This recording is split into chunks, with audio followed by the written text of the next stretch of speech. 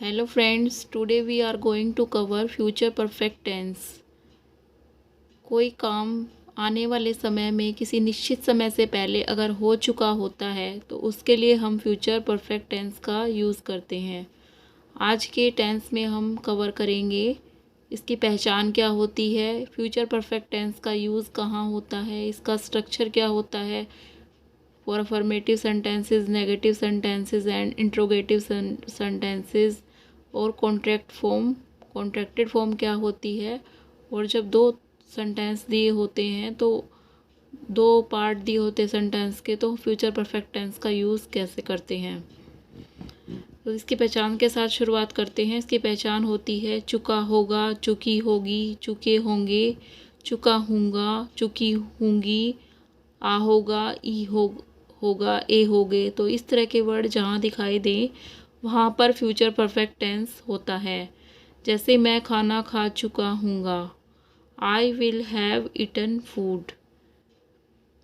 वह खाना खा चुकी होगी, she will have eaten food. आ होगा, जैसे उसने कोई काम कर लिया होगा, she will have completed work.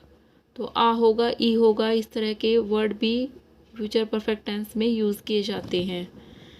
Use of future perfect tense. Future perfect tense का यूज़ कहाँ कहाँ होता है? To describe an action that have completed before specific time.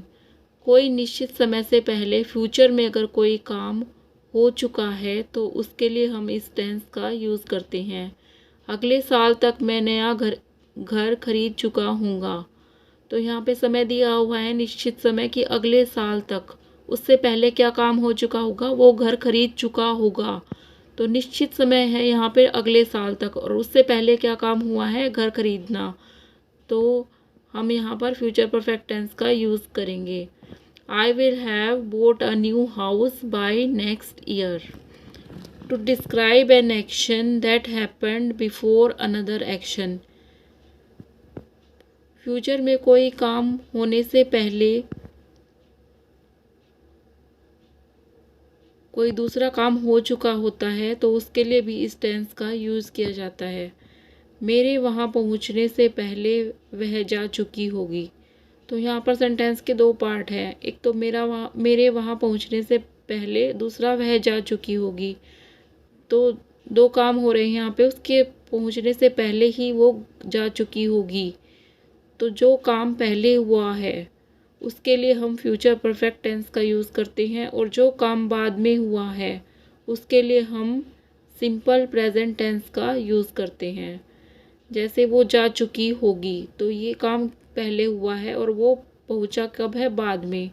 तो पहले हम इसके लिए जा चुकी होगी के लिए यहाँ पर फ्यूचर परफेक्ट टेंस का यूज़ करेंगे फर्स्ट पार्ट में। She will have gone before I arrive. तो दूसरा पार्ट है मेरा वहाँ पहुँचने से पहले, दूसरा काम जो बाद में हुआ है, before I arrive she will have gone, या she will have gone before I arrive. जो काम पहले हुआ है उसके लिए फ्यूचर परफेक्ट, और जो काम बाद में हुआ है उसके लिए सिंपल प्रेजेंट टेंस का हम यूज़ करते हैं। जैसे मेरे स्टेशन पर पहुँचने से पहले ट्रेन जा चुकी होगी। तो यहाँ पर भी दो पार्ट है सेंटेंस के। मेरे स्टेशन पर पहुँचने से पहले, दूसरा ट्रेन जा चुकी होगी। तो यहाँ पर कौन सा काम पहले हुआ है? ट्रेन जा चुकी होगी। तो यहाँ पे हम इस जो बाद में लिखा हुआ सेंटेंस जा चुकी होगी, और वो काम क्या है? पहले हुआ है। तो उसको हम लिखेंगे the train will have left before I arrive at station. तो यहाँ पर दो पार्ट वाले सेंटेंसेस में हमें देखना है कि कहाँ पर फ्यूचर परफेक्ट टेंस का यूज़ करना है और कहाँ पर सिंपल प्रेजेंट टेंस का यूज़ करना है। जो काम पहले हुआ है उसके लिए हमें फ्यूचर परफेक्ट टेंस का यूज़ करना है, और जो काम बाद में हुआ है उसके लिए सिंपल प्रेजेंट टेंस का यूज़ करना है। Common expressions. यहाँ पर कौन कौन से कॉमन एक्सप्रेशन या कौन से कॉमन वर्ड है जो फ्यूचर परफेक्ट टेंस में कॉमनली यूज़ किए जाते हैं? जैसे before, by July, by next month, by tomorrow, by next year, by the time. इस तरह के वर्ड जब दिखाई देते हैं तो फ्यूचर परफेक्ट टेंस हम यूज़ करते हैं। स्ट्रक्चर क्या होता है इसका? Subject plus will have plus verb की third form plus object. Subject के बाद हम विल हैव का यूज़ करते हैं, जैसे फ्यूचर कॉन्टिन्यूस टेंस में विल बी का यूज़ करते हैं, यहाँ पर हम विल हैव का यूज़ करते हैं और उसके बाद वर्ब की थर्ड फॉर्म का यूज़ किया जाता है। मैं 8 बजे तक ऑफिस पहुँच चुका होगा, तो सब्जेक्ट यहाँ पर आई है, उसके बाद हम विल हैव का यूज़ करेंगे। विल हैव या शैल हैव दोनों यूज़ कर सकते हैं आप। आई विल हैव चुका होगा रीच्ड ऑफिस, रीच की थर्ड फॉर्म है reached. I will have reached office by 8 o'clock। मैं शाम तक टीवी देख चुका होगा। I will have watched TV by evening. मैं कल तक दिल्ली जा चुका होगा। I will have gone to Delhi by tomorrow. Negative sentences का स्ट्रक्चर देखते हैं। जैसे यहाँ पर लिखा है सब्जेक्ट प्लस विल और shall not have plus verb की थर्ड फॉर्म प्लस ऑब्जेक्ट। तो विल के बाद हमें नोट लगाना है, उसके बाद हैव लगाना है। वह खाना नहीं खा चुका होगा। He will not have eaten food. वह शाम तक बाजार नहीं जा चुकी होगी। She will not have gone to market by the evening. Interrogative sentences का स्ट्रक्चर देखते हैं। उसमें पहले हम विल शैल को सबसे पहले लिखते हैं, उसके बाद subject plus have plus verb की थर्ड फॉर्म प्लस ऑब्जेक्ट। जैसे क्या मैं शाम तक पढ़ चुकी होंगी। Will I have studied by the evening. Will लिखेंगे सबसे पहले, उसके बाद सब्जेक्ट, उसके बाद हैव प्लस वर्ब की third form studied by the evening. क्या मैं कल तक दिल्ली जा चुकी होंगी। Will I have gone to Delhi by tomorrow. वह कब तक खाना खा चुका होगा। अब यहाँ पर क्वेश्चन वर्ड है कब, तो विल और शैल से पहले हम क्वेश्चन वर्ड अगर हो तो क्वेश्चन वर्ड को यूज़ करेंगे। When will he have eaten food. सबसे पहले व्हेन, उसके बाद विल, उसके बाद सब्जेक्ट, फिर हैव प्लस वर्ब की थर्ड फॉर्म प्लस ऑब्जेक्ट।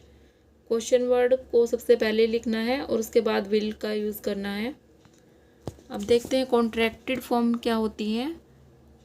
इस टेंस में जो कौन कौन सी कॉन्ट्रैक्टेड फॉर्म यूज़ की जाती हैं। I, we, he, she, it, you, they, इनके साथ अगर विल हैव लगा है तो हम इनको कैसे पढ़ेंगे। I will have, I'll have, we will have, we'll have, he will have, he'll have, she will have, she'll have, it will have, it'll have, you will have, you'll have, they will have, they'll have. WI को हटा के हम post office लगा के LL लगा देते हैं। Contraction का यूज़ हम इनफॉर्मली करते हैं। अगर हम फॉर्मली बात करते हैं तो कॉन्ट्रैक्शन का यूज़ नहीं करते हैं। विल नॉट हैव को हम लिख सकते हैं वोंट हैव। वह बाजार नहीं जा रही होगी। She won't have gone to market. वह अपना काम नहीं कर चुकी होगी। She won't have completed her work. तो इस तरह से भी हम इनफॉर्मली कॉन्ट्रैक्शन का यूज़ करके सेंटेंस फॉर्म कर सकते हैं। शैल नॉट हैव का वैसे यूज़ कम होता है, लेकिन इसको कॉन्ट्रैक्टेड फॉर्म में अगर लिखना हो तो हम लिखेंगे शैंट हैव। आई होप ये वीडियो आपको समझ आया होगा। Like, share and subscribe for more videos. Thank you for watching.